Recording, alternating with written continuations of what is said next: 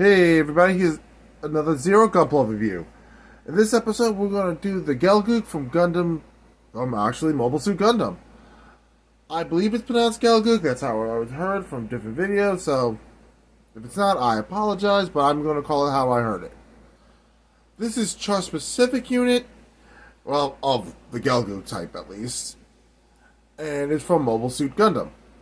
The OG, the granddaddy of them all. Out of all the grunt suits came from the Universal Century, this has to be one of my top 10, to be honest. And in the lore of the show, I really feel kind of bad for it because, let's be honest, if it rolled out earlier, it would actually be a threat. But it was rolled out late, and only people who could pilot it were a bunch of really unexperienced teenagers, basically. And that really didn't help the Principality. So, let's get into the review about the mobile suit that almost was a great threat to the Earth Federation until it was piloted by a bunch of kids. So, this is the Char's Gelgoog with everything that comes in box. The sticker sheet, which I do enjoy because there's only 2 stickers in it, because I hate so many stickers. But, in this case, you actually get to choose what type of mono you use. The one that's on a black strip of, well, a black strip sticker, and the one pink mono eye. So, you have an option. And we got 2 extra hands. The dynamic open hand.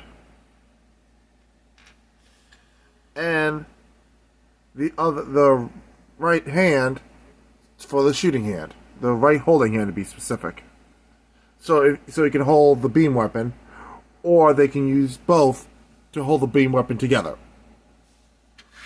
So that's an option, which is pretty cool. Now, let's just check out the appearance of this thing. It is a solid kit, which is awesome. Though it is a slightly older unit. It was made in the early 2000s, which means the articulation is not going to be great. It's going to be okay, like a lot of the older kits. But, I've learned to accept that kind of uniqueness about it. Let's pop off the weapon so you can see the articulation of the hand first. By that, I mean the arm. Let's see.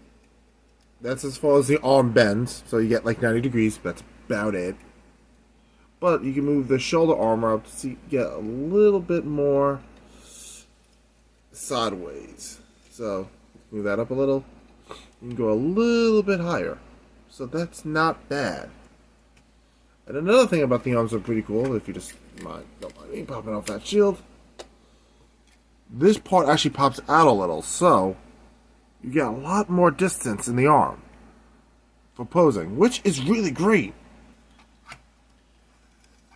Fortunately, we have a paralyzed back flap, so that's as far as the legs go. It would go farther, but you have the verniers in the back, so that's not happening. And a very bad front skirt. It is front skirt / hip skirt situation here, because you made a sacrifice. That's as high as the legs go. Decent leg bend.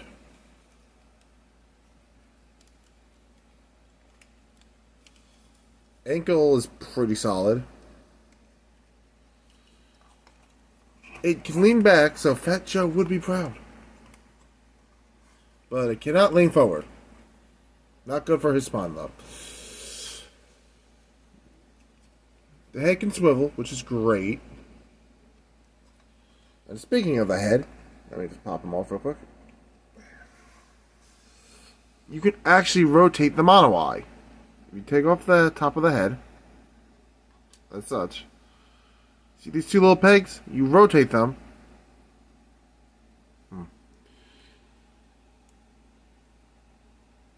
Like such, and then they are moves.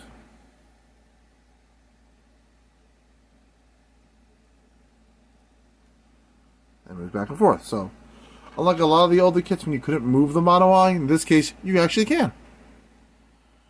which is always awesome. Another cool thing is, the shield here actually has two different pegs. This is for the back, and this is for the arm. So, you have options. If you want to put it on the arm, you have to make sure you have the arm peg out. If you want to put it on the back, you have to make sure the back peg is out. So, and yes, I've trying to use the same peg in both holes. They're just designed to be, one's bigger than the other. So they wouldn't fit. Trust me, I almost busted this thing trying to do that. The hand's on ball joints, so it's easy to pop them out. And the weapon is easy to put in. You just pop off the top or the bottom, whichever have you. Slide it in.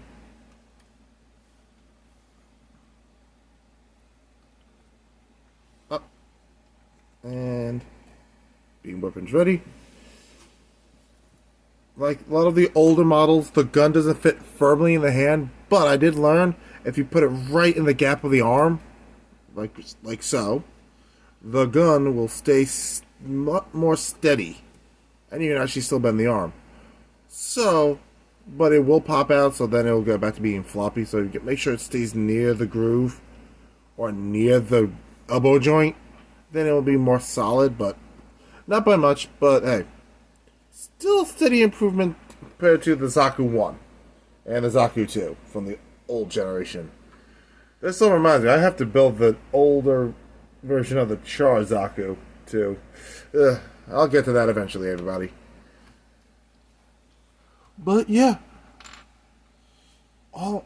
this isn't a very bad kit actually. Like I said, this has to be like one of my top 10 favorites from the Universal Century. Because I'm not saying because of the Char colors, because ironically, if you look at the box art, it's more orange than red. And then if you look at it itself, it's pinkish and red, which I just thought was funny. But it does need, BT dubs, it does need some painting. Like in the scope right here is supposed to be pink based on the box art. It's not. So you gotta keep an eye on it, you gotta repaint that. Of course, you know, it could use some panel lining if you're into that. That could help it. So I recommend checking into that. But all in all, it's not a bad suit. Trying to think what else I can say about it. Because, you know, YouTube says I have to make sure these videos are like 10 minutes long. Well, I could talk a small about the history of it, I suppose. So, like I said in the beginning of the video, this dude was finished towards the end of the 1 Year War. The problem is, by that point, Zeon was low on soldiers, and their answer was to send a bunch of barely trained teenagers in their highly advanced suits. Thus, in turn, turning this, which had better specs than the Gundam, I believe, at that time, to a literal sitting duck, and it was being bodied by a bunch of gems and grunt suits, when it could have been literally unstoppable, at least by that time period. So when Zeta Gundam rolled around and Double Zeta, and these old clunkers were lying around, and experienced pilots were using them, they could hold off an entire Gundam team by themselves with a clunker at that point. So it's like, man, if only they paid attention to this when it was being built, and made sure Zeon didn't only focus on experimental types, and then they would have a lot more pilots to actually have around. I'm just saying, they kind of screwed up that. It's like, really? You had one job, and not to constantly use experimental mobile suits. And their response is, let's use experimental mobile suits. Ugh. Zeon, you could have won, but you're kind of stupid. Alright, enough with the little history blurb. Let's get into the summary.